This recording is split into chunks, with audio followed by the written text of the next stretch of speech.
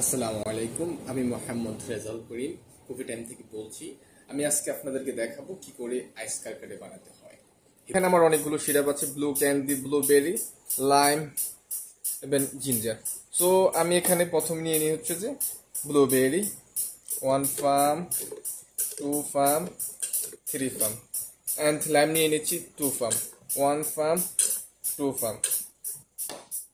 ওকে, আমার এখানে 50 ml syrup হয়ে গিয়েছে। তো আমি এখান থেকে এখন কারকাডি নিয়ে নিব।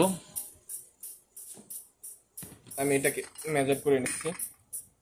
এটা হচ্ছে যে আমার কারকাডির টি। সো আমি এটাকে এখন ঢেলে নিচ্ছি 250 ml।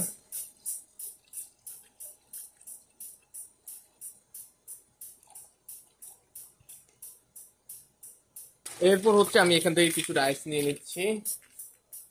আমি এটার মধ্যে কিছুটা আইস দিয়ে দেবো। প্যাকিং করার সিস্টেমটা আমি আপনাদেরকে দেখিয়ে দিচ্ছি। আমি এর পাশ থেকে 3বার করবো, 1 2 3। দেন আমি এটাকে এর সাইডটা এখানে নিয়ে আসবো, আবার 1 2 3, আবার 1 2 3, আবার 1 2 3। দেখুন এটার মধ্যে আমার অনেকটা ফোম চলে আসে।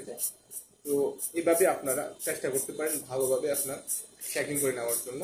তো আমার শেকিং করা হয়ে গেছে, এটার মধ্যে এখন ট্রান্সফার করব। এটা হচ্ছে যে আমার কাপ। সো